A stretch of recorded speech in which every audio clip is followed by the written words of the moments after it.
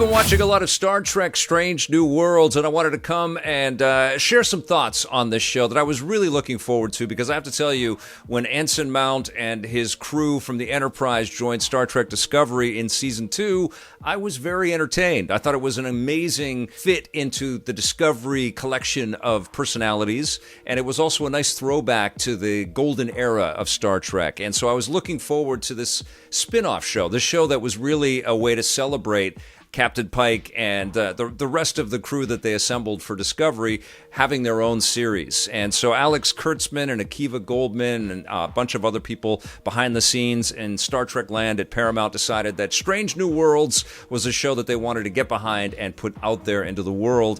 And man, I am very glad that they have done that. Now, I am a fan of Star Trek Discovery, I have to preface this, and I'm also not the world's biggest super fan of all aspects of Trek. I certainly don't have an encyclopedic knowledge of all of the different episodes. I'm not like Blake Siefkin.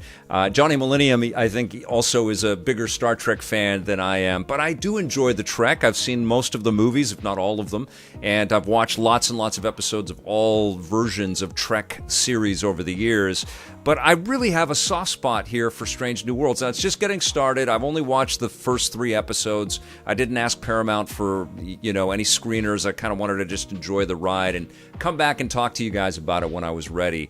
But the thing that I love about Strange New Worlds is obviously it harkens back to a classic era Star Trek. This is Captain Pike before Captain Kirk takes over the Enterprise, and Anson Mount is terrifically cast as this character. He really understands, I think, his importance into the chronology of Star Trek and the history of Star Trek. He looks the part, but more importantly, he behaves the part. He's got a sardonic sense of humor and a wink in his eye or a twinkle in his eye when he's talking to his crew members. He clearly cares about them.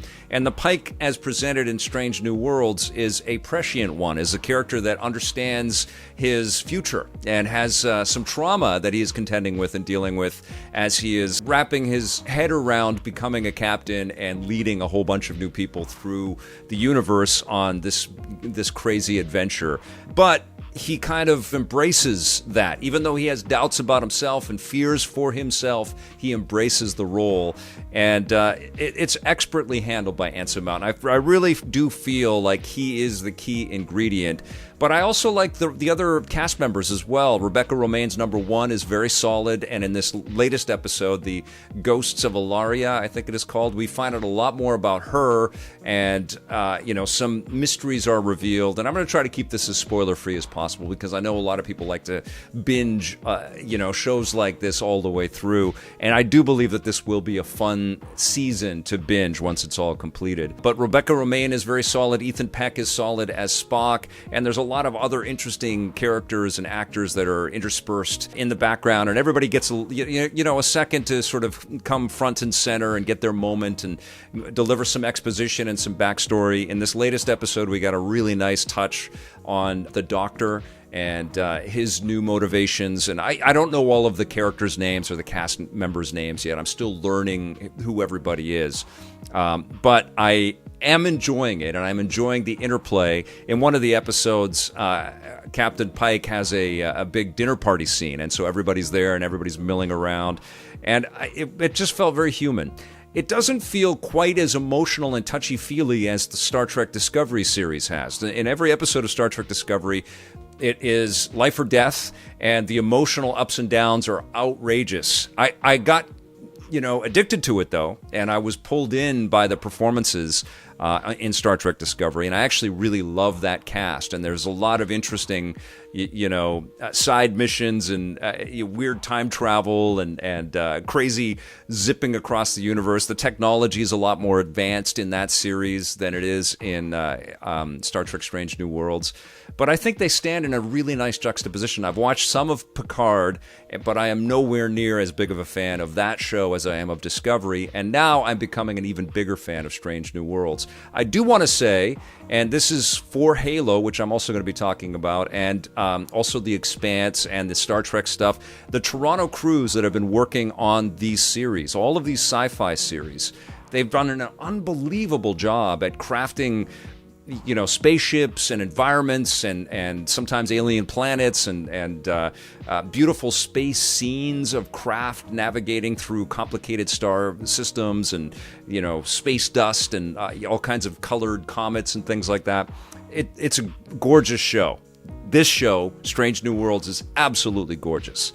The way that the Enterprise is filmed, the adherence to some classic tech as well, like the shuttlecraft and everything, really sort of points to the 60s Star Trek and the movie Star Treks. It's a really nice connection to all eras of Trek, which I really appreciate. The uniforms and the outfits that everybody wears are cool, but also super retro. The hairstyles that everybody has, I feel like Anson Mount's hairstyle is like giving me massive hair envy. I would love to be able to have that, perfect pompadour thing that he's got going on, but it's just a cool looking show, and counterbalanced with these amazing visuals of the show is the unbelievable orchestral music, which absolutely evokes a lot of the 60s stuff, but it's just made with love, man. You can feel it. It's just all of it, all aspects of it, the characterizations, the actors, the visual fidelity, the production design, the special effects, the music scores and compositions. It's really just like a massive love letter, I feel, to many, many eras of Trek. Now, I think you can scrutinize the scripts, which so far haven't been incredibly ambitious, and they've also been almost, a little bit more like an anthology. Like the episodes don't really need to connect to each other. You can just pop in for one episode, you get a full complete story, and you pop in for another episode, you get a full complete story. So far we've seen like a sentient comet and some plasma ghosts and some genetically modified Enterprise personnel having to contend with various dilemma that they've encountered on planets that they've traveled to. All done with, I think a loving nod to the exploits of Captain Kirk and Spock in the original Star Trek. And so, yeah, I mean, I feel completely compelled to keep watching this show. I don't know if I'm going to like it more than Discovery, but I think this show is expertly crafted, and so far I'm very much along for the ride, and I'm enjoying the performances and the imagination of this series quite a bit. Obviously, it's a big ask to get these sci-fi shows to kind of keep it together from episode to episode and season to season, and Discovery had some warbles for sure, and Picard lost me towards the end of the first season. I haven't watched any of the second season yet. The Expanse was pretty damn solid most of the way through.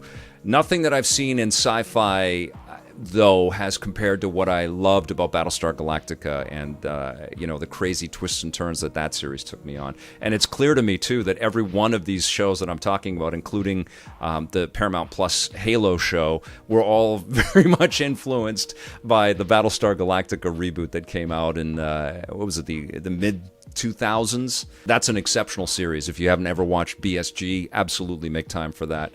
But Star Trek Strange New Worlds, for me, it's been ridiculously cool and super entertaining. So from what I've seen so far, I'm going to give it an 8.5, and I can't wait for next week's show.